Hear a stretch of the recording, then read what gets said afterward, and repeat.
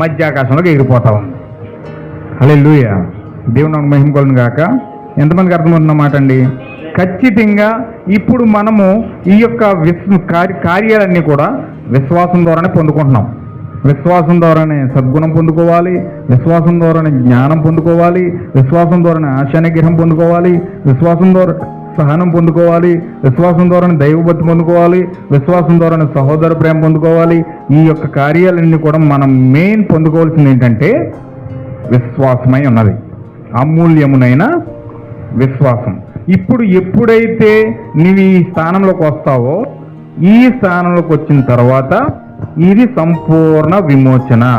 ఇప్పుడు సహోదర ప్రేమ దాటి ఎప్పుడైతే పరిశుద్ధాత్మ కార్యంలోకి వచ్చావో ఇక్కడ నీకు సంపూర్ణమైన విమోచన ఉంది. ఈ విమోచన ఎప్పుడైతే అయ్యిందో అప్పుడు నువ్వు తలరాయిలోని పుట్టావు. హల్లెలూయా. ఇప్పుడు ఖచ్చితంగా మనకు విమోచన కావాలి. విమోచన పొందుకుంటేనే మనం ఆ తలరాయిని కలుసుకోగలుగుతాం. తలరాయి అనగా ప్రభువైన యేసుక్రీస్తు అయి ఉన్నాడు, సంపూర్ణ దైవత్వమై ఉన్నది. ఇప్పుడు ఆ సంపూర్ణ దైవత్వాన్ని మనం కలుసుకోవాలంటే ఖచ్చితంగా విమోచన కావాలి. అయితే దేవుని యొక్క మహాకృపను బట్టి ఈ కాలం యొక్క ప్రవక్త విలియం మ్యారియన్ బ్రహ్మం ద్వారా ఈ కాలంలో దేవుడు ఆ సంపూర్ణ వాక్యాన్ని తీసుకొచ్చి, ఇప్పుడు ఆ సంపూర్ణ వాక్యము 7 ముద్రల గ్రంథాన్ని తీసుకొచ్చి 7 ముద్రల యొక్క ప్రత్యక్షత ద్వారా దేవుడి సంపూర్ణమైన విమోచనను మనకు తెలియజేశాడు. హల్లెలూయా. గత వారం మనం చూసాం, అబ్రహాంలో విమోచన చూసాం. ఇప్పుడు అబ్రహాంలో విమోచన ఏం జరుగుతుందంటే, అబ్రహాంలో విమోచన మనం చూసాం. ఇప్పుడు అబ్రహాము విమోచన ఎలా జరిగిందంటే, విమోచన అనగా బయటికి రావడం, రెండోది ఏంటండి ఏమండి, లోపలికి వెళ్ళడం. ఒకటి బయటికి రావడం, 2 లోపలికి వెళ్ళడం. ఈ విమోచన కార్యం ఎప్పుడైతే మన జీవితంలోకి వస్తుందో, ఇప్పుడు అబ్రహాంలో దాన్ని చూసాం మనం. ఆయన బబులోను నుంచి బయటకు వచ్చాడు. బబులోను నుంచి ఎప్పుడైతే బయటకు వచ్చాడో, బయటకు వచ్చిన మరుక్షణమే మనం చూద్దాం ఒకసారి ఆదికాండము. కొంచెం జాగ్రత్తగా మీరు కొన్ని విషయాలు పట్టుకోవాలి.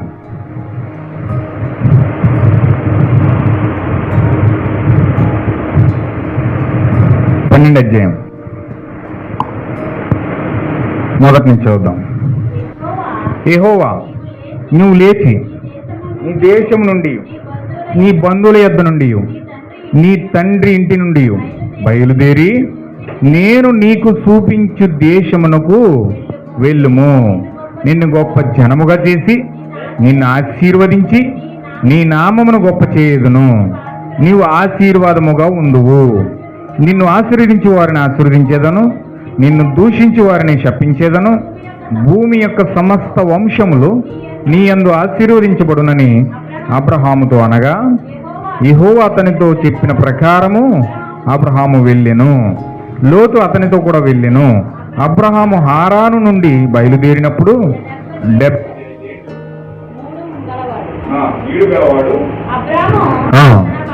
తన భార్య అయిన శారాను, తన సహోదరి కుమారుని లోతును హారానులో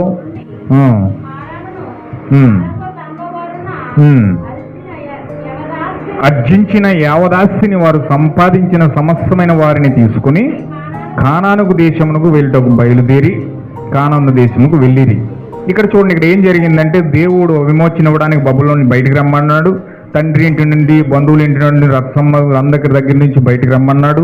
ఆ విధంగానే దేవుడు చేసిన వాగ్దానాన్ని బట్టి నిన్ను ఆశీర్వదించి వారిని ఆశీర్వదిస్తాను, నేను దూషించి వారిని దూషిస్తాను, నేను శపించి వారిని శపిస్తాను, భూమి యొక్క సమస్త వంశములు నీ యందు ఆశీర్వదించబడతారని దేవుడు అబ్రహాంతో వాగ్దానం చేశాడు. ఆ వాగ్దాన ప్రకారముగా అబ్రహాము బబులోను నుంచి బయలుదేరాడు, హారాను నుండి బయలుదేరాడు. హారాన్ అనగా అది బబులోను దేశంలో అది ఒక ప్రాంతం. ఇప్పుడు ఆ బబులోని దేశంలో అంత విగ్రహారం ఉంది. అబ్రహాం ఒక అన్యుడై ఉన్నాడు. అబ్రహాము అన్యుడు కాబట్టి అన్య దేశం నుంచి బయలుదేరి ఇప్పుడు ఆ కానాను దేశానికి బయలుదేరాడు. హల్లెలూయా. ఇప్పుడు యావదాసిని తీసుకుని బయలుదేరాడు. అక్కడ తండ్రి ఒప్పుకోలేదు, అన్నదమ్ములు ఒప్పుకోలేదు. ఎవరో తెలియని దేవుడు వచ్చి నిన్ను రమ్మంటే వెళ్ళిపోతున్నావా, ఎవరో ఏదో చెప్తే నువ్వు నమ్మేస్తున్నావా, దానిని బట్టి నా రక్త సంబంధం తెగ్గొట్టుకుంటావా, లేదా నా కుటుంబాన్ని నుంచి వెళ్ళిపోతావా నువ్వు, నేనెంత కష్టపడి పెంచాను నిన్ను, ఎంతో పోరాడి నిన్ను పెంచాను నిన్ను, అది చేశాను ఇది చేశానని చెప్పి ఆ యొక్క తల్లిదండ్రులు ఎంతో ఆవేదన చెందుతూ ఉన్నారు, ఎంతో బాధపడుతూ ఉన్నారు, ఎంతో కుమిలిపోతూ ఉన్నారు. అయితే దేవుని యొక్క చిత్తాన్ని బట్టి అబ్రహామును వేరు చేయాలనుకుంటున్నాడు కాబట్టి, అబ్రహాము దేవుని యొక్క కుమారుడై ఉన్నాడు కాబట్టి, ఆ విమోచన ప్రణాళికలో అబ్రహాము భాగమై ఉన్నాడు కాబట్టి, దేవుడు అబ్రహామును వేరు చేసి అబ్రహామును ఆ ఊరు నుంచి, బంధువుల నుంచి, ఇంటి నుంచి, ఆ రక్త సంబంధికులందరి నుంచి వేరు చేసి దేవుడు వారిని ఎక్కడికి నడిపిస్తున్నాడంటే కానాను దేశంలోకి నడిపిస్తా ఉన్నాడు. ఆమేన్, హల్లెలూయా. ఇప్పుడు దేవుడు విమోచనలో అబ్రహామును ఎంచుకున్నాడు. విమోచన యొక్క ప్రణాళికలో అబ్రహాముది ప్రథమ స్థానం ఉన్నది. ఇప్పుడు అబ్రహాము యొక్క జనాంగాన్ని బట్టే, అబ్రహాము యొక్క వంశాన్ని బట్టే ఇప్పుడు అక్కడ వధువు రాబోతా ఉంది. దేవుడు అన్యజనుల నుంచి ఒక వధువుని ఎన్నుకోబోతా ఉన్నాడు. దేవుడు ప్రపంచమంతటిలో, సర్వ సృష్టి అంతటిలో దేవుడు అబ్రహాము యొక్క కుటుంబంలో నుంచి దేవుడు ఒక వధువుని దేవుడు ఆయన కొరకు తీసుకోకపోతా ఉన్నాడు. హల్లెలూయా. అందుకొరకు ఒక ప్రత్యేకమైన స్థానం అబ్రహాముకి ఇచ్చాడు కాబట్టి ఇప్పుడు అబ్రహాముని దేవుడు ఆ కుటుంబం నుంచి వేరు చేస్తా ఉన్నాడు. హల్లెలూయా. ఇప్పుడు వేరు చేసినప్పుడు ఏం జరిగిందంటే చూడండి, 7వ వచనం చదువుదాం. అబ్రహాముకు ప్రత్యక్షమై నీ సంతానమునకును ఈ దేశం ఇచ్చేదనని చెప్పగా అతడు తనకు ప్రత్యక్షమైన యెహోవాకు ఒక బలిపీఠం కట్టాడు అక్కడ. అంటే మొట్టమొదటిగా బలిపీఠం కట్టబడినప్పుడు మొట్టమొదటిగా అక్కడ షెకెము నందలి సింధూర వృక్షము కింద దేవుడు అబ్రహాము ద్వారా ఒక బలిపీఠం కట్టించాడు. హల్లెలూయా. ఇప్పుడు అబ్రహాము అక్కడ బలిపీఠం కట్టాడు, ఒక ప్రార్థన స్థలాన్ని కట్టాడు, ఒక ప్రార్థన మందిరాన్ని కట్టాడు, అక్కడ ఒక గుడారం వేశాడు. ఆ గుడారంలో అక్కడ ఆరాధన చేయడం సిద్ధపడ్డాడు. అక్కడ ఎప్పుడు ప్రార్థన చేయడం మొదలుపెట్టాడో అక్కడ నుండి అతడు బయలుదేరి బేతేలునకు తూర్పునున్న కొండలకు చేరి పడమటనున్న బేతేలునకు తూర్పునున్న హాయనికి మధ్యలో గుడారం వేసి అక్కడ యెహోవాకు బలిపీఠం కట్టాడు. యెహోవా నామమున ప్రార్థన చేశాడు. అబ్రహాము ఇంకా ప్రయాణం చేయొచ్చు దక్షిణ దిక్కుకు వెళ్ళాడు. అప్పుడు ఆ దేశంలో కరువు వచ్చింది. ఆ దేశంలో కరువు భారంగా ఉన్నందున ఐగుప్తు దేశంలో నివసించడానికి అతడు వెళ్ళాడు. హల్లెలూయా. చూడండి, ఇప్పుడు అబ్రహాము ఇజ్రాయేలు నుంచి, హారాను నుంచి, బబులోను నుంచి ఆ యొక్క ఇజ్రాయేలు దేశం, కానాను దేశం బయలుదేరుతున్న సమయంలో కరువును బట్టి అబ్రహాము అక్కడ ఐగుప్తు దేశంలోకి వెళ్ళిపోతూ ఉన్నాడు. హల్లెలూయా. చాలా జాగ్రత్తగా మీరు గమనించాలి సుమా. కరువును బట్టి అబ్రహాము ఐగుప్తు దేశంలో అడుగు పెడతా ఉన్నాడు. అంటే ఇది విమోచన ప్రణాళిక అబ్రహాములో ఏ జీవితంలో జరుగుతుందో, అబ్రహాం యొక్క జీవితంలో ఏం జరుగుతుందో, అబ్రహాములో నుండి వచ్చిన నిజమైన సంతానంతటికి కూడా ఇదే కార్యం జరగాలి. హల్లెలూయా. మనము పరిపూర్ణమైన మాదిరి ఎవరంటే అబ్రహాం అయి ఉన్నాడు. మన తండ్రి అబ్రహాం అయి ఉన్నాడు. మన రాజు సంతానానికి మూల పురుషుడు అబ్రహాం అయి ఉన్నాడు. ఆమేన్, హల్లెలూయా. ఇప్పుడు అబ్రహాము కరువును బట్టి ఐగుప్తు దేశము బయలుదేరుతూ ఉన్నాడు. చూడండి, ఇజ్రాయేలీలు కూడా ఎప్పుడైతే ఈ యొక్క ఇజ్రాయేల్ దేశంలో కరువు వచ్చిందో, ఇజ్రాయేల్ దేశంలో కరువును బట్టి యాకోబు కుమారులు ఐగుప్తు దేశం బయలుదేరిపోతా ఉన్నారు. ఆమేన్, హల్లెలూయా. అక్కడ కరువు బట్టి ఎప్పుడైతే అక్కడ కరువు వచ్చిందో, ఆహారం యొక్క కొరత వచ్చిందో, ఆ కొరతను బట్టి ఎప్పుడైతే అబ్రహాము ఏ విధంగా ఐగుప్తు దేశం బయలుదేరుతున్నాడో, అబ్రహాము కుమారుడైన యాకోబు కూడా ఆ యొక్క జనాంగాన్ని తీసుకుని ఐగుప్తు బయలుదేరుతా ఉన్నాడు. దేవుడు అప్పటికే ఆహారాన్ని సమకూర్చి అక్కడ యోసేపుని సిద్ధంగా ఉంచేశాడు. అక్కడ ఆల్రెడీ యోసేపు సిద్ధంగానే ఉన్నాడు. ఐగుప్తు దేశం బయలుదేరే కారణం ఏంటంటే యోసేపు ఐగుప్తు దేశంలో ఉన్నాడు. యేసుక్రీస్తు కుమారుడు, దేవుని యొక్క కుమారుడు, అసలైన దైవత్వం కలిగిన కుమారుడు, అసలైన దేవుని స్థానానికి యోగ్యుడైన వాడు ఐగుప్తు దేశంలో ఉన్నాడు. కాబట్టి ఇక్కడ అబ్రహాము ఐగుప్తు దేశంలోకి వెళ్తా ఉన్నాడు. ఆమేన్, హల్లెలూయా. ఆహారం ఐగుప్తు దేశంలో ఉంది. అసలు సమృద్ధిగా దొరికే ఆహారం ఎక్కడ దొరుకుతుందంటే ఇజ్రాయేల్ దేశంలో దొరకాలి. దేవుడు ఆశీర్వదించిన భూమి అది, పాలు తేనెలు ప్రవహించు దేశం అది. అది అద్భుతమైన దేశం అది. అక్కడ పెట్రోల్ కరువు లేదు, అక్కడ డీజిల్ కరువు లేదు, ఆహారం కరువు లేదు, సమస్తము వెండి బంగారాలు కరువు లేదు, సమస్తము ఆస్తి ఐశ్వర్యాలు అద్భుతంగా ఉన్న ప్రాంతం అది. అలాంటి దేశంలో కరువు తెప్పించి దేవుని కుమారుని కలుసుకోవడానికి ఐగుప్తు దేశం పంపిస్తున్నాడు. హల్లెలూయా. దేవుని యొక్క నామమునకు మహిమ కలుగును గాక. నిజముగా మనకి ఎన్ని ఉన్నా ఎన్ని లేకపోయినా ఏం కలిగి ఉన్నా ఎంత మంచి ఆరోగ్యం ఉన్నా ఖచ్చితంగా దేవుని కుమారుని నువ్వు కలుసుకోవాల్సిన స్థానంలోకి వచ్చేటప్పటికి నిన్ను ఒంటరి చేసి పడేస్తాడు. హల్లెలూయా. నాకు అది ఉంది, నాకు ఇది ఉంది, నాకు ఆస్తి ఉంది, నాకు బంగారం ఉంది, నాకు ఇల్లు ఉంది, నాకు మేళ్ళు ఉన్నాయి, నాకు మిద్దులు ఉన్నాయని ఎన్ని కబుర్లు చెప్పినా దేవుని కుమారుని కలుసుకోవాల్సిన స్థానంలోకి వచ్చినప్పుడు నిన్ను మొత్తం అన్ని తీసి పారేసి నిన్ను ఎలా చేసేస్తాడంటే నిస్సహాయుడిగా చేసి పడేస్తాడు. హల్లెలూయా. దేవుని యొక్క చట్టం అండి అది, దేవుని యొక్క రూల్ అది, దేవుని యొక్క ప్రణాళిక, విమోచన ప్రణాళికలో భాగం అది. నువ్వు ఎప్పుడైతే దేవుని కుమారుని కలుసుకోవడానికి వెళ్ళడానికి సిద్ధమవుతున్నావో, నీ స్థానంలోకి వెళ్ళడానికి నువ్వు ఎప్పుడైతే సిద్ధపడుతున్నావో నువ్వు అన్ని ఖాళీ అయిపోవాలి. ఖాళీ అవ్వకుండా, నిరుపయోగమైన పాత్రగా మారకుండా, నిస్సహాయ స్థితిలో నువ్వు వెళ్లకుండా నీవు ఖచ్చితంగా దేవుని యొక్క స్థానం వైపు నువ్వు చూడలేవు. నువ్వు దేవుని స్థానాన్ని చూడాలంటే, దేవుని యొక్క కృపను చూడాలంటే, దేవుని యొక్క కృపను నువ్వు పొందుకోవాలంటే ఖచ్చితంగా నిస్సహాయ స్థితిలో నేను తీసుకెళ్ళిపోతాడు దేవుడు. యాకోబు అనుకున్నాడు, మోసగాడు యాకోబు అనగా మోసగాడు. తండ్రిని మోసం చేశాడు, అన్నను మోసం చేశాడు, మంగారిని మోసం చేశాడు, సిరి సంపదలన్నీ సంపాదించుకున్నాడు, భార్యలు వచ్చేశారు, పిల్లలు వచ్చేశారు, ఇంకా ఎంత అసలు అతనికి సౌకర్యానికి కానీ సుఖానికి కానీ ఏది కరువు లేదు. ధనధాన్యాలు ఉన్నాయి, భార్యలు ఉన్నారు, పిల్లలు ఉన్నారు, ఆస్తి ఉంది, బంగారం ఉన్నాయి, ఎడ్లున్నాయి, గొర్రెలున్నాయి, మేకలున్నాయి, ఎంతో సిరి సంపదలు కలిగిన వ్యక్తిగా మారిపోయాడు. అంతగా సామర్థ్యం కలిగిన ఆ వ్యక్తి దేవుణ్ణి కలుసుకునే స్థానంలోకి వచ్చేటప్పటికి, దేవుడు ఆ ఎబ్బేపు రేవు దగ్గర తీసుకెళ్ళేటప్పటికి ఆ వ్యక్తిని ఒక నిస్సహాయుడిగా చేసేసి అన్ని తీసేసి ఒంటరిగా చేసి పడేసి దేవుణ్ణి గోజాడి దేవుని పాదాలను బతిమాలి దేవుణ్ణి పొందుకునే వరకు విడిచిపెట్టకుండా పోరాడేంత స్థితిలోనికి దేవుడు తీసుకెళ్ళాడు. హల్లెలూయా. నిజముగా ఎన్ని కలిగి ఉన్నా దేవుని కుమారుని యొక్క స్థానంలోనికి రావడానికి నీ సమయం ఆసన్నమైనప్పుడు నీ ఒంటరి అయిపోతావు. నువ్వు ఖచ్చితంగా ఒంటరి అవుతావు. ఖచ్చితంగా ఎవరు నీ పక్షాన్ని నిలబడరు, ఎవరు నీ ఎదురు నిలబడరు, ఎవరు నీకు సహాయం చేయరు, ఎవరు కూడా నీ తోడు ఉండరు, దేవుడు కూడా నీ దగ్గరికి రాడు. అలాంటి స్థితిలోని దేవుడిని తీసుకెళ్తాడు. హల్లెలూయా. ఆ స్థానంలోకి నువ్వు వెళ్ళాలంటే, ఆ స్థానం నువ్వు పొందుకోవాలంటే, దాని వైపు నువ్వు చూడాలంటే నిన్ను దేవుడు నిస్సహాయుడిగా చేసి పడేస్తాడు. ఆ నిస్సహాయితలో నుంచి నువ్వు సహాయం కోరినప్పుడు, దేవుని యొక్క బలిపీఠాన్ని ఆశ్రయించినప్పుడు, దేవుని యొక్క కృపను బతిమాలుకున్నప్పుడు, దేవుని యొక్క బలిపీఠ మీద పోరాడినప్పుడు, అప్పుడు దేవుడు నిన్ను నీ స్థానంలోకి నడిపిస్తాడు. హల్లెలూయా. దేవుని మహిమ కలుగును గాక. ఇక్కడ ఐగుప్తులో అబ్రహాము ఏం చేస్తున్నాడు చూడండి. అక్కడ ఐగుప్తు వెళ్ళిపోయాడు. ఐగుప్తులోకి వెళ్ళిపోయిన తర్వాత అతడు ఐగుప్తులో ప్రవేశించినప్పుడు అతడి భార్య శారయి, ఇదిగో నువ్వు చక్కని దాని అని ఎరుగుదును, ఐగుప్తులు నిన్ను చూసి ఈమెని ఇతని భార్య అని చెప్పి నన్ను చంపి నన్ను బ్రతకనేయరు, నీ వలన నాకు మేలు కలుగునట్లు, నిన్ను బట్టి నేను బ్రతుకున్నట్లు నీవు నా సహోదరు అని దయచేసి చెప్పుమనేను. అబ్రహాం ఐగుప్తులు చేరినప్పుడు ఐగుప్తుల స్త్రీ మిక్కిలి సౌందర్యవతియు ఉండట చూసి ఫరో యొక్క అధిపతులను ఆమెను చూసి ఫరో ఎదుట ఆమెను పొగిడిరి గనుక ఆ స్త్రీ ఫరో ఇంటికి తేబడిను. చూడండి, ఇతను ఎప్పుడైతే ఐగుప్తులను ప్రవేశించాడో, ఐగుప్తులకు ప్రవేశించిన మరుక్షణమే అక్కడ ఐగుప్తుల యొక్క పాపం చాలా భయంకరంగా ఉందండి. వాళ్ళు చాలా భయంకరమైన వ్యభిచారులు, భయంకరమైన జారత్వం చేసే వ్యక్తులు, భయంకరంగా అమోరి లేక పాపము అక్కడ వారి మధ్యలో ఉంది.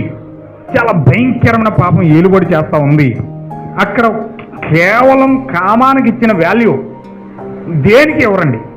అందంగా ఒక స్త్రీ కనపడిందంటే ఆమె భర్త పక్కన ఉన్నా సరే భర్తను చంపేసి అవసరం మీద స్త్రీని తీసుకెళ్ళిపోతారు. అలాంటి భయంకరమైన వ్యక్తులు అక్కడ ఉన్నారు. అక్కడ చట్టాలు వారి పక్కనే ఉన్నాయి, వారి రాజ్యాలు వారి పక్కనే ఉన్నాయి, వారి సైన్యాలు వారి పక్కనే ఉన్నాయి, వారి జీవితం అంతా కూడా దానిపైనే వారు పునాదులు వేసుకున్నారు. ఆమేన్. హల్లెలూయా. ఈ కాలంలో పరిస్థితులు ఉన్నట్లుగానే పాపం చేసేవాడికేమో సింహాసనాలు ఉంటాయి, పరిశుద్ధంగా జీవించినోడికి మొండ్ల కిరీటాలు ఉంటాయి.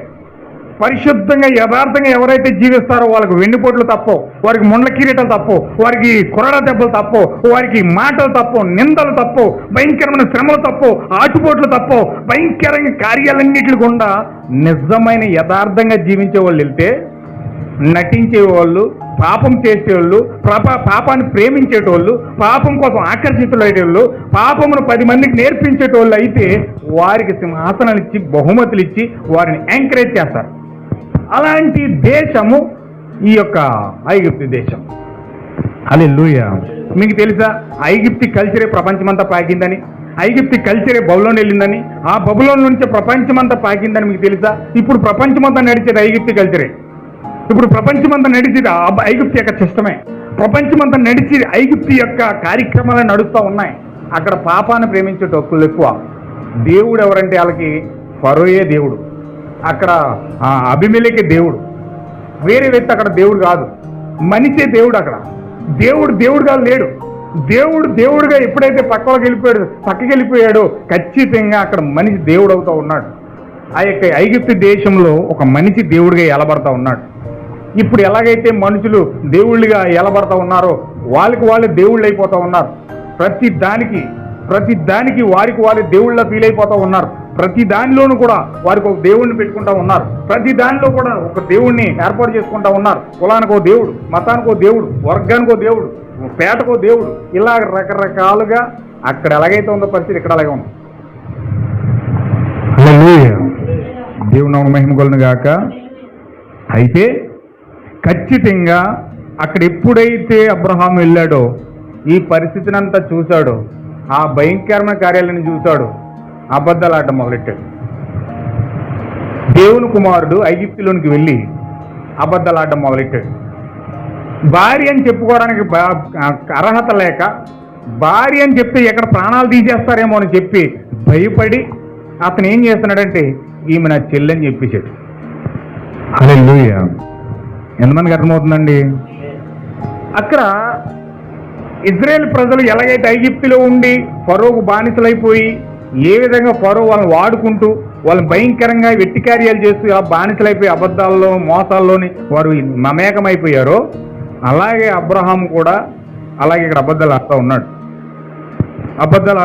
చూడండి, ఎప్పుడైతే మనం దేవుని వాక్యాన్ని విడిచిపెట్టి, వాగ్దాన దేశాన్ని విడిచిపెట్టి, దేవుడు ప్రేమించిన వాక్యాన్ని విడిచిపెట్టి, దేవుని యొక్క వాగ్దాన దేశం పరిశుద్ధాత్మ అన్నది ఎప్పుడైతే పరిశుద్ధాత్మను విడిచిపెట్టి మనం ఎప్పుడైతే బయటకు తిరుగుతున్నామో, పరిశుద్ధాత్మను పొందుకోకుండా ఎవరైతే నిర్లక్ష్యం చేసి బయటే తిరుగుతూ ఉన్నారో వాళ్ళ జీవితం నిండా అబద్ధాలే ఉంటాయి. వాళ్ళ జీవితాల నిండా మోసాలే ఉంటాయి. వారికి కూడా తెలియదు నేను అబద్ధం ఆడుతున్నానని, వారికి కూడా తెలియదు నేను చాలా యథార్థవంతుడని ఫీల్ అవుతారు, చాలా మంచి వ్యక్తిని ఫీల్ అవుతారు, చాలా మంచిగా ఉన్నానని ఫీల్ అవుతారు. కానీ వారి నోటి నిండా అబద్ధాలే ఉంటాయి. వారి నోటి నిండా భయంకరమైన ఏహమైన కార్యాలు ఉంటాయి. ఎప్పుడైతే వాగ్దాన దేశమైన పరిశుద్ధాత్మను విడిచి మనం ఎప్పుడైతే బయట తిరుగుతున్నామో వేహ్యమైన జీవితం అంతా జీవిస్తూ ఉంటాం. నీతిమంతులుగా ఫీల్ అవుతాం కానీ నీతిమంతులం కాదు, పరిశుద్ధులుగా ఫీల్ అవుతాం కానీ పరిశుద్ధులం కాదు. చాలా దేవుని యందు భయభక్తులు కలిగిన వ్యక్తులుగా ఫీల్ అవుతాం కానీ భయభక్తులు లేవు మనలో.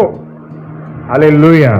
ఖచ్చితంగా దేవుని యొక్క పరిశుద్ధాత్మను విడిచినప్పుడు మన జీవితం పతనావస్థకి వెళ్తుంది. అబ్రహాం కూడా ఎప్పుడైతే వాగ్దాన దేశం దేవుడు చెప్తే వాగ్దాన దేశంలోకి వెళ్లకుండా వాగ్దాన దేశాన్ని పక్కనెట్టి ఆ యొక్క మమ్రే సింధూరవనంలో బలిపీఠాలు కట్టి ఆ బలిపీఠాలు విడిచిపెట్టి అది పక్కన పెట్టేసి వచ్చేసి వెళ్ళి ఆ యొక్క ఐగుప్తులకు వెళ్ళి అబద్ధాలు ఆడవలసిన పరిస్థితులకు వచ్చేసాడు. ఆమేన్. హల్లెలూయా. నా ప్రియమైన సహోదరులు, ఖచ్చితంగా మనం ఎప్పుడు కూడా పరిశుద్ధాత్మ విడిచిపెట్టొద్దు. పరిశుద్ధాత్మలో సత్యం ఉన్నది, పరిశుద్ధాత్మలో యథార్థత ఉన్నది, పరిశుద్ధాత్మలో నీతి ఉన్నది, పరిశుద్ధాత్మలో దేవుని యొక్క న్యాయం ఉన్నది. దాన్ని విడిచిపెట్టి మనం ఎప్పుడైతే బయట ఉన్నామో మన జీవితాలు చిందరవందరైపోతాయి, ఖచ్చితంగా అస్తవ్యస్తం అయిపోతాయి. సాతాను అండర్లోకి మనం వెళ్ళిపోతాం, సాతాను యొక్క కబంధ హస్తాల్లోకి మనం వెళ్ళిపోతాం. వాడిదే రాజ్యం, వాడిదే మాట, వాడేం చేస్తే మనం అదే చేయాలి. హల్లెలూయా.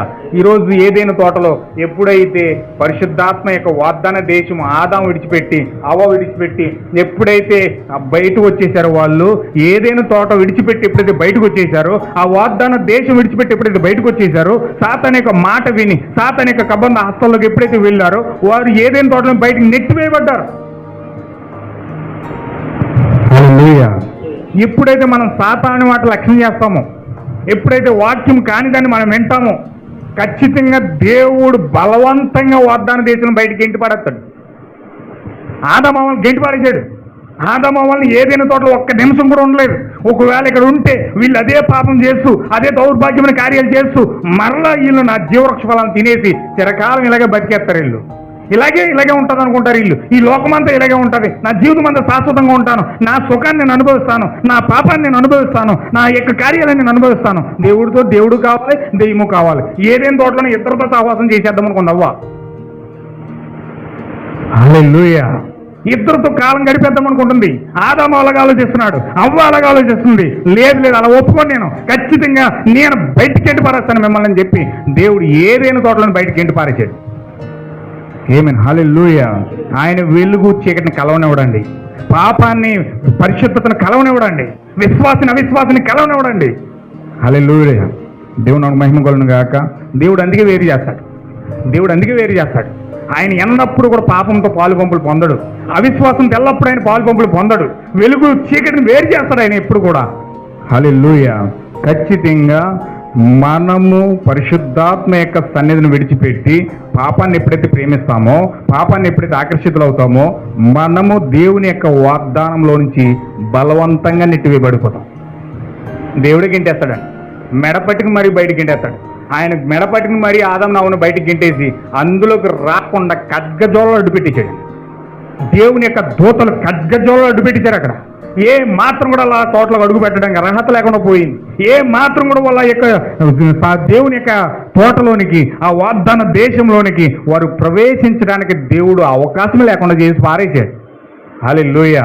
చూడండి, ఇక్కడ దేవుని యొక్క కృప మనల్ని వెంటాడుతుంది కాబట్టి, దేవుని యొక్క కృప మనల్ని పట్టుకున్నది కాబట్టి, ఇక్కడ అబ్రహాము వైపు దేవుడు ఉన్నాడు కాబట్టి, ఇక్కడ అతను ఐగుప్తులోనికి వెళ్ళిపోయి పాపంలో పడిపోయి అక్కడ అబద్ధాలు ఆడేసి భయంకరమైన కార్యకలాపాల్లో ఉన్నప్పటికీ కూడా దేవుని యొక్క కృప, అబ్రహాముకు చేసిన వాగ్దానం, నేను నిన్ను ఆశీర్వదిస్తాను, నీ ద్వారా సమస్త జీవరాశుల్ని ఆశీర్వదిస్తాను, నీ జనాన్నంతా ఆశీర్వదిస్తాను, నిన్ను దీవించిన వాడిని దీవిస్తాను, నిన్ను శపించిన వాడిని శపిస్తానని చెప్పి దేవుడు వాగ్దానం చేశాడు కాబట్టి. హల్లెలూయా. ఎలాంటి వాగ్దానం అంటే ఈ కాలమే ప్రవక్త చెప్తున్నాడండి, 2 నిబంధనలు చేశాడట. దేవుడికి ఎన్ని నిబంధనలు ఉన్నాయండి? 2 నిబంధనలు. ఈ కాలమే ప్రవక్త చెప్తున్నాడు. దినవృత్తాంతాలను రాశాడు. ఏంటంటే 2 దినవృత్తాంతం కాదు, ద్వితీయోపదేశకాండం అంటే ద్వితీయ అంటే 2 అనమాట. ద్వితీయ అంటే 2 దేశ కాండం. ఇప్పుడు 2 నిబంధనలు కలిగిన గ్రంథం అనమాట. అంటే 2 నిబంధనలు ఎందుకు ఇస్తున్నాడంటే, ఒక నిబంధన ఆదాముతో చేశాడు దేవుడు, ఒక నిబంధన అబ్రహాముతో చేశాడని దేవుడు. హల్లెలూయా. ఒక నిబంధన ఆదాముతో చేశాడు, ఒక నిబంధన అబ్రహాముతో చేశాడు. ఆదాముతో చేసిన నిబంధన ఏమో షరతులతో కూడిన నిబంధన. ఎలాంటి నిబంధన అంటే, ఆదాముతో ఎలాంటి నిబంధన చేశాడంటే, నువ్వు ఇలా చేస్తే నేను ఇలా చేస్తాను, నువ్వు ప్రేమిస్తేనే నేను ప్రేమిస్తాను, నువ్వు లోబడితేనే నేను నిన్ను ఆశీర్వదిస్తాను, నువ్వు నా బట్టి నడిస్తేనే నేను నిన్ను నడిపిస్తాను. హల్లెలూయా. నువ్వు నన్ను త్రోసివేస్తే నేను కూడా నిన్ను త్రోసివేస్తాను. పంటికి పన్ను, కంటికి కన్ను. అంటే దేవుడు ధర్మశాస్త్రాన్ని ఆదాముకి ఇచ్చాడు. ధర్మశాస్త్రాన్ని ఆదాముకి ఇవ్వగలడానికి గల కారణం ఏమిటంటే, అది కంటికి కన్ను, పంటికి కన్ను. ధర్మశాస్త్రం అంటే ఏంటండి? ఇంకా దాంట్లో ఏ మాత్రం కూడా క్షమాపణ లేదు, పాపాన్ని తీసివేసే మార్గం లేదు, కరుణ లేదు, కృప లేదు, ప్రేమ లేదు. అది చట్టం అంతే. నువ్వు ఇలా చేస్తే నేను అలా చేస్తానంతే. అందులో ప్రేమ లేదు, కృప లేదు, వాత్సల్యత లేదు, ఏ జాలి లేదు, దయ లేదు, ఏమి లేదు. అంత ధర్మశాస్త్రమే. ధర్మశాస్త్రం నమ్మిన ప్రతి వ్యక్తి కూడా ఇలాగే ఉంటాడు. ధర్మశాస్త్రాన్ని నమ్మిన వ్యక్తులు ప్రతి ఒక్కరు ఇలా ఉంటారు. వాళ్ళు క్షమించలేరు, వారు ప్రేమించలేరు, వారి జీవితకాలం అంతా కూడా వారు ఎలా పుట్టారు అలాగే బతుకుతారు. హల్లెలూయా. దేవుని నామమునకు మహిమ కలుగును గాక. ఈ ధర్మశాస్త్రంలో కృప లేదండి, ఈ ధర్మశాస్త్రంలో ప్రేమ లేదండి, ఈ ధర్మశాస్త్రంలో విశ్వాసం లేదండి, ఈ ధర్మశాస్త్రంలో కరుణ లేదండి, ఈ ధర్మశాస్త్రంలో ఏమీ కూడా లేవు. కేవలం చట్టం. నువ్వు ఎలా ఉంటే నేను అలా ఉంటాను. అది దేవుడు ఆదాముతో చేశాడు. హల్లెలూయా. ఆదాముతో చేసిన నిబంధన. అయితే దేవుడు అబ్రహాం దగ్గరకు వచ్చి నిబంధన చేశాడంట. అబ్రహాం దగ్గరకు వచ్చిన నిబంధన ఏంటంటే కృపా నిబంధన చేశాడట. ఆదాముకేమో షరతులతో కూడిన నిబంధన చేస్తే, ధర్మశాస్త్రం ఇస్తే, అబ్రహాముకేమో కృపా నిబంధన ఇచ్చాడంట. కృపా నిబంధన అంటే అదేమిటంటే, అబ్రహామా, నువ్వు నన్ను ప్రేమించినా ప్రేమించకపోయినా, నీవు నన్ను ద్వేషించినా ద్వేషించకపోయినా, నువ్వు నన్ను విడిచిపెట్టి దూరంగా వెళ్ళిపోయినా, లేకపోతే నా దగ్గరే ఉన్నా, లేకపోతే నువ్వు విడిచిపెట్టి పాపంలో పడిపోయినా, పరిశుద్ధుడిగా ఉన్నా, నువ్వు ఏ స్థితిలో ఉన్నా కూడా, నువ్వు ఏ పరిస్థితిలో ఉన్నా కూడా నేను నిన్ను ప్రేమిస్తాను. హల్లెలూయా. శాశ్వతమైన ప్రేమతో నిన్ను విడువను, ఎడబాయను, ఎల్లప్పుడూ కూడా నిన్ను ప్రేమిస్తూనే ఉంటాను. హల్లెలూయా. పర్వతములైనా తొలగిపోతాయి కానీ, మెట్టలైనా ఎగిరిపోతాయి కానీ, నా కృప నీ నుండి తొలగిపోదు. హల్లెలూయా. తల్లి అయినా మరిచినా కానీ, తండ్రి అయినా విడిచినా కానీ, నేను నిన్ను విడువను అని దేవుడు అద్భుతమైన కృపా నిబంధన అబ్రహాంతో చేశాడు. హల్లెలూయా. అబ్రహాంతో చేశాడంటే అబ్రహాంకే చెందదది. అబ్రహాం యొక్క సంతానం అంతటిగా వాగ్దానం చెందుతుంది. ఆమేన్. హల్లెలూయా. ఇప్పుడు అబ్రహాం యొక్క సంతానం అంతటిగా వాగ్దానం చెంది ఉన్నది కాబట్టి ఇప్పుడు అబ్రహాము పాపంలో పడిపోయాడు, ఐగుప్తు వెళ్ళిపోయాడు, అక్కడ చెల్లెలని అబద్ధం ఆడేశాడు, రకరకాల కార్యాలన్నీ జరిగిపోతూ ఉన్నాయి. ఇక్కడ పెళ్ళేమో, ఆ భార్య ఏమో అభిమేలకి చేతిలో ఉంది, రేపు మాపు పెళ్లి చేసేసుకుంటాను అంటున్నాడు. ఇప్పుడు అన్ని రెడీ చేసేసుకున్నాడు, పెళ్లి వంటలు సిద్ధమైపోతున్నాయి, పెళ్లి పందిరి సిద్ధమైపోతుంది, పెళ్లి వస్త్రాలు సిద్ధమైపోతున్నాయి, అన్ని రెడీ అయిపోతున్నాయి. ఇంకో 2-3 గంటల్లో ఆ శారను పెళ్లి చేసేసుకుంటాడు దేవుడు. అప్పుడు అభిమేలకి చేసేసుకుంటాడు పెళ్ళి. ఈమె బయటికి రావడం లేదు, సెక్యూరిటీ ఎక్కువైపోయింది. అక్కడ అందరూ కూడా సెక్యూరిటీ, ఎన్నో గదులు దాటి ఎక్కడో అక్కడ లోపల ఎక్కడో ఒక రూమ్లో భద్రంగా ఉంది శారమ్మ, అభిమేలకి బంధ హస్తాల్లో. అసలు విడిపించుకోవడానికి అవకాశం లేకుండా చేసేసాడు. ఈరోజు సాతాను దేవుని యొక్క వధువుని అలాగే దాచేశాడు. అసలు ఏ మాత్రం విడిపించుకోలేకుండా అనేక బంధకాలతో దాచేశాడు. హల్లెలూయా. చాలా మూల్యంగా వాక్యం వస్తుంది ఈరోజు, నాకు తెలియదు. ఆ బంధకాలు దాచేశాడు అభిమేలకు. చాలా భయంకరమైన పరిస్థితులు దాచేశాడు. బయటికి రావడానికి అవకాశమే లేదు. అసలు బయటికి రావడానికి అవకాశమే లేకుండా చేసేసాడు. బయటికి రావడానికి అవకాశమే లేకుండా అటు అబ్రహాము ఆ వ్యక్తిని తాగలేడు, అటు చుట్టుపక్కల ఎవరో కూడా విడిపించడానికి సాహసం చేయలేదు. ఎవరు చేసినా అభిమేలు చెప్పేస్తాడు. హల్లెలూయా. దేవుడు తప్ప ఆ వ్యక్తిని విడిపించాను నరుడేలేడు. హల్లెలూయా. ఈరోజు సాతాను దేవుని పిల్లలు దాచాడు, మతంలో దాచేశాడు, సంఘాల్లో దాచేశాడు, కులాల్లో దాచేశాడు, వర్గాల్లో దాచేశాడు, మతాల్లో దాచేశాడు, ప్రాంతాల్లో దాచేశాడు, రాజకీయాల్లో దాచేశాడు, రకరకాల పరిస్థితుల్లో దాచేశాడండి. ఒకడు గుండాలు ఎక్కాడు, ఒకడు వేగాడు ఎక్కాడు, ఒకడు సినిమా హాల్ ఎక్కాడు, ఒకరికేమో వ్యభిచారం ఎక్కాడు, ఒకరికేమో రకరకాల కార్యాలు. ఒక్కొక్కడు ఒక్కో దాంట్లో బిజీ అయిపోయాడు. ఎవరు బిజీ? సినిమాలు తీసుకుని సినిమాలో బిజీ అయిపోయాడు, రాజకీయాల్లో ఉన్నాడు రాజకీయాలు బిజీ అయిపోయాడు, మతంలో ఉన్నాడు మతంలో బిజీ అయిపోయాడు, కులంలో ఉన్నాడు కులంలో బిజీ అయిపోయాడు. దేంట్లో ఎవరు ఖాళీ లేరు, అందరూ బిజీ లైఫ్. ఎవరిని ఖాళీ లేకుండా ఒక్కొక్కరిని ఒక్కో విధంగా టాలెంట్, మీ టాలెంట్ తీయండి అయ్యా. మీలో ఉన్న టాలెంట్ బయట తీసి, మీలో ఏ లక్షణంలో ఉన్న బయట తీసి సినిమా ఫీల్డ్లో నటించే అవసరం ఉందా? నటుడు అయిపో. మీరు సైంటిస్ట్ అయిపో, నువ్వు డాక్టర్ అయిపో, నువ్వు మంత్రి అయిపో. నీ లక్షణాలని బయటికి, నీ టాలెంట్, నీ తెలుగుది నేనిచ్చిన ఆడిలో నీకు మంచి ఇచ్చాను, చెడు ఇచ్చాను, తెలివి ఇచ్చాను, అన్ని బయట తీసి అందులో నిమగ్నమైపో అని ఒక్కొక్క గదిలో ఒక్కొక్క దాంట్లో బందీ చేసుకోవాలి. హల్లెలూయా. గర్వంలో బందీ, అహంకారంలో బందీ, పాపంలో బందీ, రోగంలో బందీ, భయంకరమైన అన్నిటిలో కూడా ఒక్కొక్కరు ఒక్కొక్క విధంగా బందీలు అయిపోయారు. ఒక్క శారా విడిపించుకునే పరిస్థితులు లేదు. అభిమేలకు దాచించాడు లోపల. అభిమేలకు పెళ్లి చేసుకున్నామని ఆశ. ఈ వధువు నాకు తప్పించి ఎవరికి చెందకూడదు, ఎందుకంటే ఈ వధువు చాలా అందంగా ఉంది, సౌందర్యంగా ఉంది. ఈ అందం దేవుడు ఇచ్చాడు. దేవుడు ఈ యొక్క శారాకు దేవుడు ఇచ్చాడు. శారా అప్పుడే ఆ యొక్క 70 సంవత్సరాలు అయిపోయిందంట. 75 సంవత్సరాలు వచ్చేసి శారాకి. శారా 75 సంవత్సరాలు వచ్చేస్తే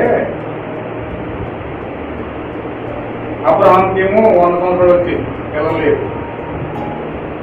దేవుడు వాగ్దానం చేసి ఆ మమ్మీ కింద వృక్షం కింద గుడాలను బలిపీడం దేవుడు ఈరోజు ప్రత్యక్షమైపోయాడు.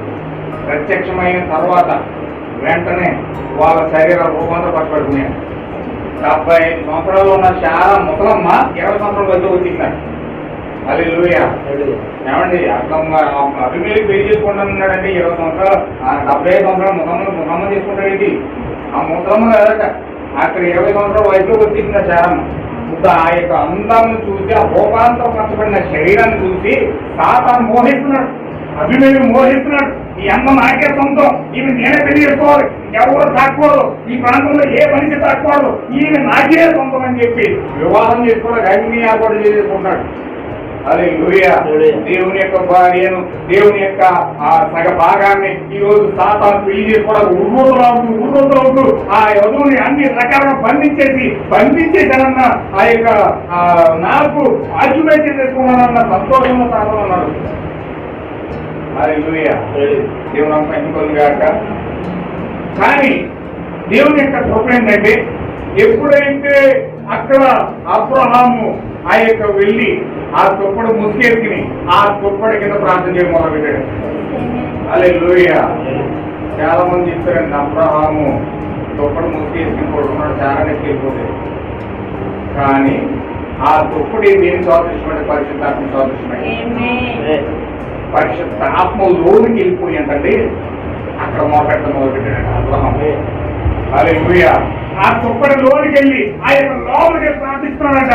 అయ్యా నాకు తప్పు అయిపోయింది, నాకు తప్పు, నేను ఎల్లవన్న ప్లేస్లోకి వెళ్ళకుండా నేను రాంగ్లోకి వెళ్ళాను, దయచేసి నన్ను క్షమించు, నా భార్యను విడిపించు, నేను విడిపించే సామర్థ్యం నాకు లేదు, నీవే నాకు వాగ్దానం చేయతో నీ ద్వారా సంతానాన్ని తీసుకొస్తానన్నావు.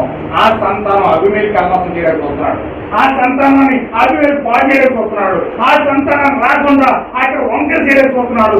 ఏదేను తోటలో పాడు చేసినట్లుగానే, ఏదేను తోటలో బందీ చేసి అవ్వను లైంగికంగా పాడు చేసినట్లుగానే ఇప్పుడు సారాన్ని కూడా పాడు చేయడానికి వస్తున్నాడు. అయ్యా ఏదేను తోటలో జరిగిన పొరపాటు ఇప్పుడు ఇక్కడ జరగకూడదు, ఏదేను తోటలో జరిగిన వ్యభిచారం ఇప్పుడు ఇక్కడ జరగకూడదు, ఏదేను తోటలో జరిగిన వంకర మార్గం ఇప్పుడు ఇక్కడ జరగకూడదు, నా భార్య విడిపించు, నా భార్య విడిపించని ఎప్పుడైతే ప్రార్థన చేస్తూ ఉన్నాడు ఆ రాత్రి అభిమేలకు దేవుడు వెళ్ళిపోయాడు. హల్లెలూయా. ఈమె నా ప్రవక్త యొక్క భార్య, నువ్వు గనక టచ్ చేసావా నీవు మొత్తం తుత్తిగా చేపడతా. నేను నీ కుటుంబంలో ఎవరు పిల్లలు లేకుండా అందరూ ఫోటోలు అయిపోతారు, జాగ్రత్త అన్నాడు. హల్లెలూయా. ఎప్పుడైతే అలాగ అన్నాడు, అయ్యో ప్రభువా నాదే తప్పు ప్రభువా, నా దేశంలో బహుభార్యత్వం చట్టం ఉంది, ఎంతమందినైనా భార్య అని చెప్పుకునే చట్టం ఉంది, ఆ చట్టాన్ని నేను గౌరవించి పెళ్లి చేసుకుంటున్నాను, నా తప్పేమీ లేదు, అసలు నేను చాలా నీతివంతుడిని, ఆమె కూడా పెళ్లి అవ్వలేదు, ఆమె కూడా ఒక కన్యక, ఆమె చెప్పింది నాకు అతను భర్త కాదు అతను తమ్ముడే చెప్పింది అని చెప్పి దేవుడు వాదిస్తున్నాడు అభిమేలకు. నువ్వేమో అతని ప్రవక్త భార్య అంటున్నావు, అతనేమో నాకు చెల్లెలని చెప్పాడు, మీరు ఎంతవరకు కరెక్ట్ పరుగువా, అలాగే అబద్ధం ఆడొచ్చని కుమారుడు, అలా పాపం చేయొచ్చని కుమారుడు, అలాగే నాకు తప్పులు వరకు చెప్పొచ్చని కుమారుడు అని చెప్పి ఇతను ఏం చేస్తున్నాడంటే దేవుని కుమారుల మీద నిందలు మోపడానికి ప్రయత్నం చేస్తా ఉన్నాడు. హల్లెలూయా. దేవుని నామం పొంది కాక ఒక లేఖనం సరి ముందు చేస్తాను, ఉత్సవం చేస్తాను. ప్రకటన గ్రంథం 12 అధ్యాయం, ప్రకటన గ్రంథం 12 అధ్యాయం 7వ వచనం.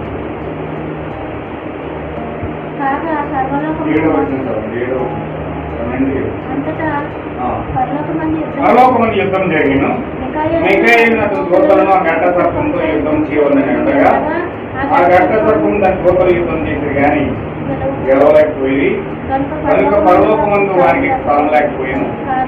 కాగా సర్వలోకము మోసపుచ్చు అపవాదియు సాతానుయు పేరు గల ఆది సర్పమైన ఆ మహాఘట్ట సర్పము పడద్రోయబడిను, అది భూమి మీద పడద్రోయబడిను, దాని దూతలు దానితో కూడా పడద్రోయబడి మరియు గొప్ప సర్వము పరలోకమందు ఇలాగూ చెప్ప వెంటింది, రాత్రి పగలు మన దేవుని ఎదుట మన సహోదరుల మీద నేరము మోపబడిన అపవాది పడద్రోయబడి ఉన్నాడు. కనుక ఇప్పుడు రక్షణయు శక్తియు రాజ్యము మన దేవుని ఆయను, ఇప్పుడు అధికారం మన క్రీస్తుడాయను. దేవుడు చూడండి ఇక్కడ లాస్ట్ వీక్ లో చెప్పుకున్నాం మీరంతా కూడా.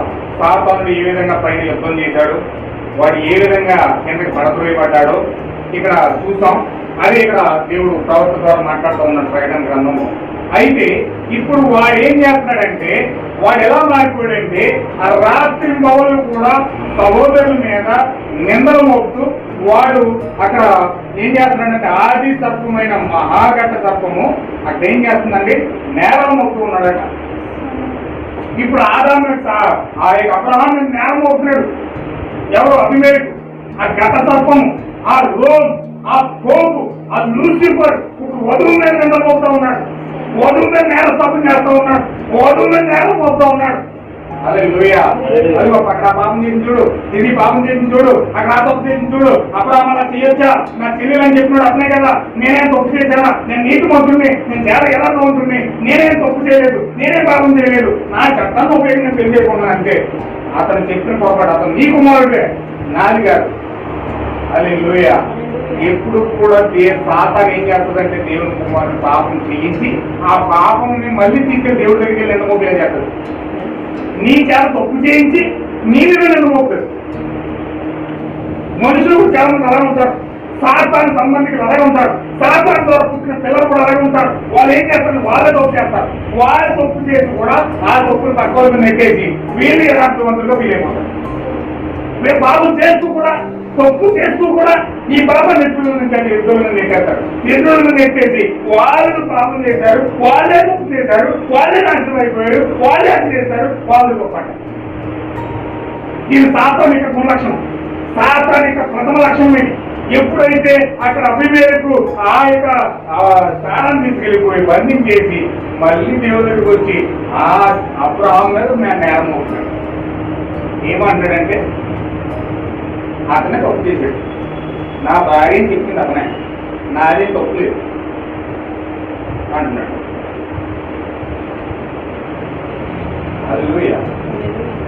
అప్పుడు దేవుడే చెప్తున్నాడు, నా కుమారుడు చేసిన పాపానికి నేను ప్రాయశ్చిత్తం చేశాను, నా కుమారుడు చేసిన తప్పుకి నేను ప్రాయశ్చిత్తం చేశాను, నేను రక్తం కాచాను, నేను కొడుకును వధించాను, నేను దానికి పరిహారం అయ్యాను.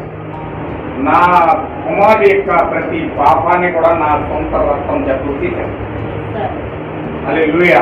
నా సొంత రక్తంతో తుడిచేశాను కాబట్టి నా కుమారుడిని నిర్దోషిని చేసింది నేనే. నా కుమారుడు నిర్దోషి. కానీ నీవు నీ పక్షాన ఎవరు రక్తం కాచల, నీ పక్షాన ఎవరు కూడా నీకు రక్తాపరాధం చెల్లించలేదు. నీ కొరకు నీ యొక్క పాపం కొరకు క్షమాపణ ఇచ్చి నరుడే లేడు.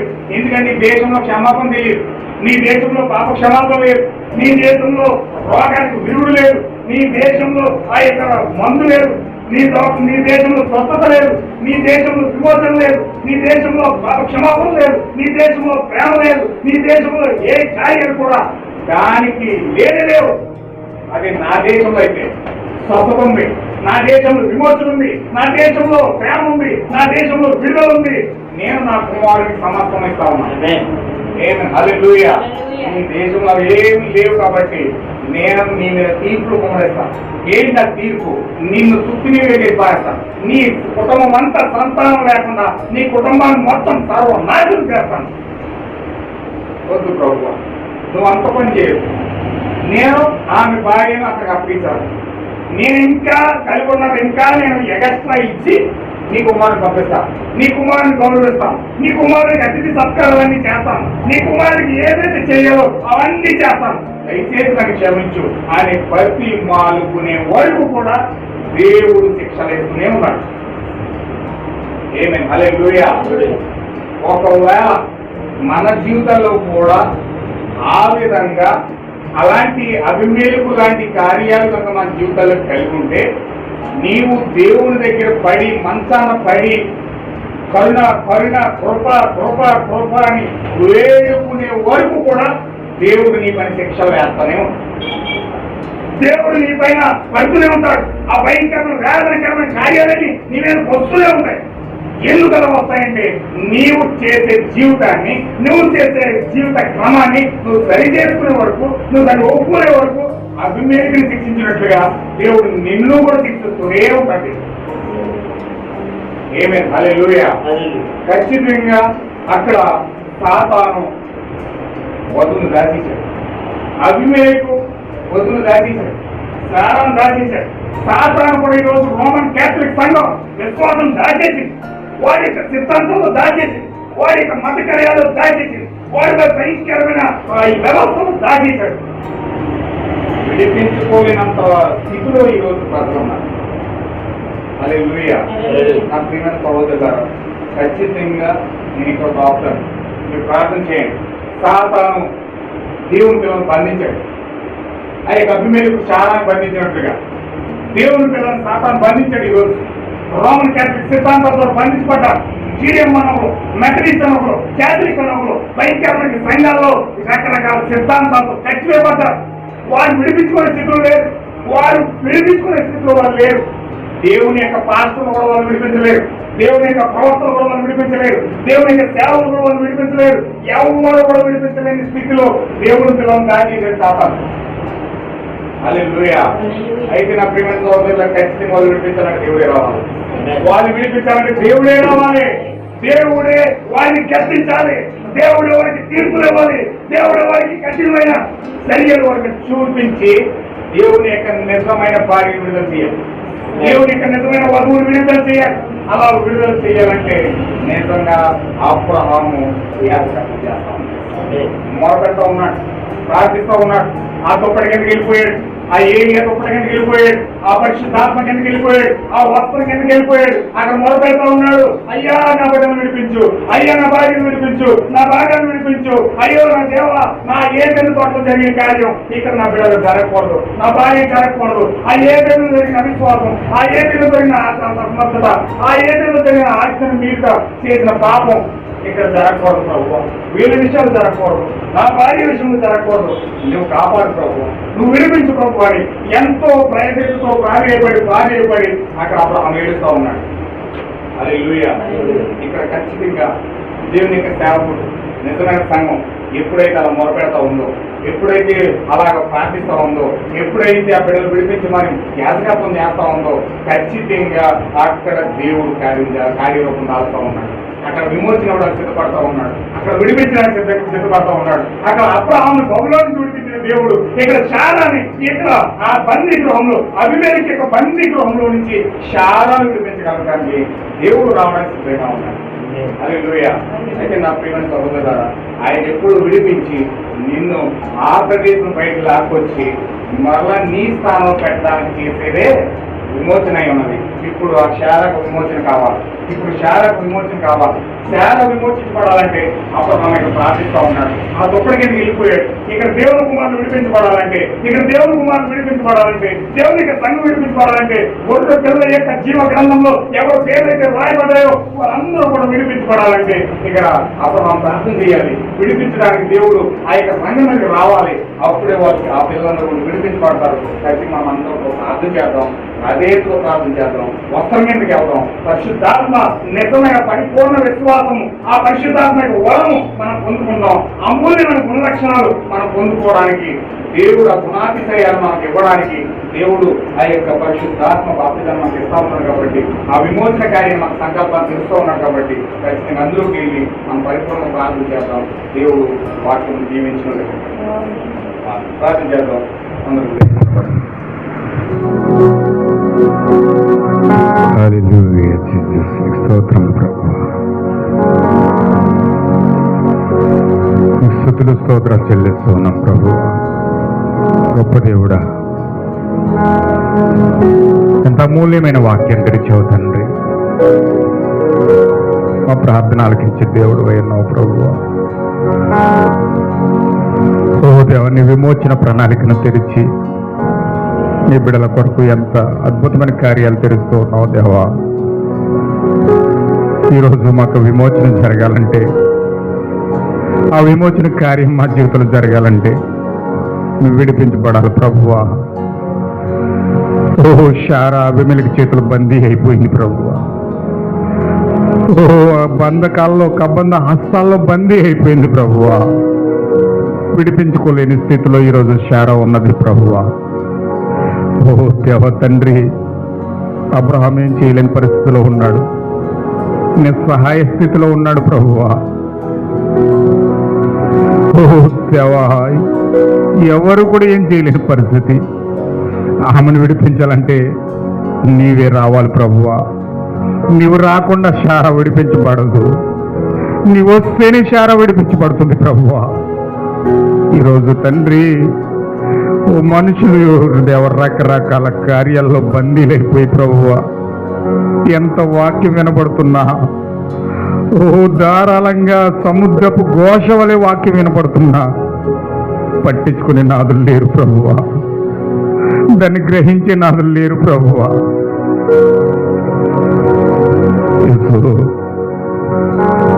ఓ దేవా, సహాయం చేయండి ప్రభువా.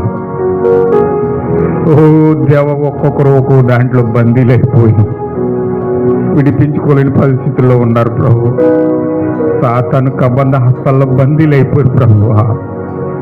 ఓ దేవా, ఈరోజు నిన్ను కనుగొనడానికి వారికి మార్గం లేదు ప్రభువా. బయటకు వచ్చి నిన్ను చూడాలంటే, బయటకు వచ్చి మొరపెట్టాలంటే అవకాశం లేదు ప్రభువా. సాతాను సెక్యూరిటీ 20 కోట్ల దెయ్యాలు కాపలాగా ఉన్నాయి ప్రభువా. ఓ దేవ, వారు బయటికి వచ్చే స్థితి లేదు ప్రభువా.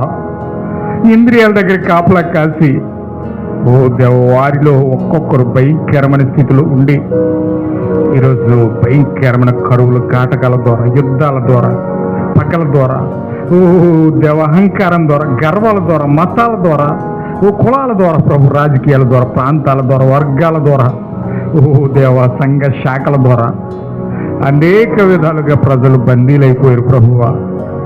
విడిపించుకోలేని స్థితిలో ఉన్నారు తండ్రి. ప్రభువా, నీవు రావాలి ప్రభువా. నువ్వు వస్తేనే శార విడిపించబడుతుంది ప్రభువా.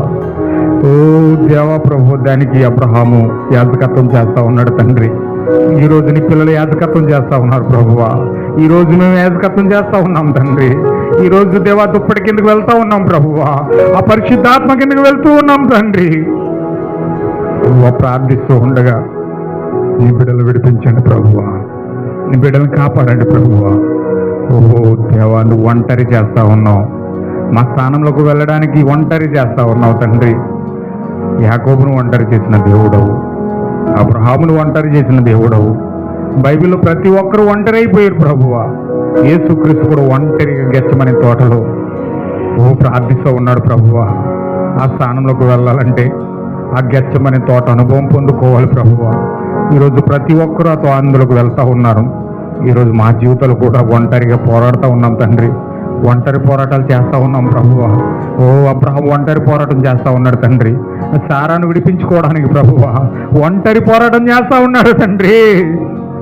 ఓ ఈరోజు మా జీవితాలు విడిపించుకోవడానికి ప్రభువా, మా శరీరం నుంచి విడిపించుకోవడానికి ప్రభువా, పాపం నుంచి విడిపించుకోవడానికి ప్రభువా, రోగం నుంచి విడిపించుకోవడానికి దేవా, ఈ అవస్థల నుంచి విడిపించుకోవడానికి ప్రభువా. ఓ మేము ఒంటరి అవ్వాలి తండ్రి. మమ్మల్ని మేము విడిపించుకోవాలంటే మేము ఒంటరి అవ్వాలి ప్రభువా. మా శరీరాల నుంచి మేము ఖాళీ అవ్వాలంటే ఒంటరి అవ్వాలి ప్రభువా. ఓ దేవా, సహాయం చేయండి తండ్రి. కృప చూపించండి. పోరాటం నేర్పించండి తండ్రి. ఓ పోరాటం నేర్పించండి ప్రభువా. ఓ ఆ విమోచనలోకి మమ్మల్ని నడిపించండి తండ్రి. ఆ పరిపూర్ణమైన విమోచనలోకి నడిపించి ప్రభువా. మీ కార్యాలు తెరవండి తండ్రి. కృప చూపించండి. మా జీవితాలు మీకు అప్పగించుకుంటా ఉన్నాం. సహాయం చేయండి ప్రభు. ప్రార్థిస్తారా సహోదరులారా? మీ హృదయాలు ప్రార్థిస్తారా? హృదయాలు చిన్న ప్రార్థన చేయండి. ప్రభువా, ఆమె విడిపించబడాలి. అనేక మందిని విడిపించాలి ప్రభువా. ఆ విమోచన ప్రణాళిక మా జీవితంలో జరగాలి తండ్రి. అబ్రహాములో జరిగించిన దేవుడవు, శారాలో జరిగించిన దేవుడవు, ఈరోజు మా జీవితంలో జరగాలి ప్రభువా. కృప చూపించండి తండ్రి. పరిశుద్ధుడా, నీ వందనాలు ప్రభువా. నీ ప్రణాళిక ఎంత గొప్పది ప్రభువా. మా పట్ల నువ్వు రచించిన ప్రణాళిక ఎంత గొప్పది ప్రభువా. దాన్ని పరిపూర్ణంగా తెలుసుకోవడానికి సహాయం చేయండి తండ్రి. ఈరోజు ప్రణాళిక తెలియకుండా మేము గుణాతిశయాలు పొందుకోలేం ప్రభువా. ప్రణాళిక తెలిస్తేనే మేము గుణాతిశయాన్ని పొందుకుంటాం. ఆ పరిపూర్ణ విశ్వాసం పొందుకుంటాం. ఆ యొక్క వాగ్దాన విశ్వాసం పొందుకుంటాం ప్రభువా. ఓ దేవునిలోకి వెళ్ళడానికి సహాయం చేయండి తండ్రి.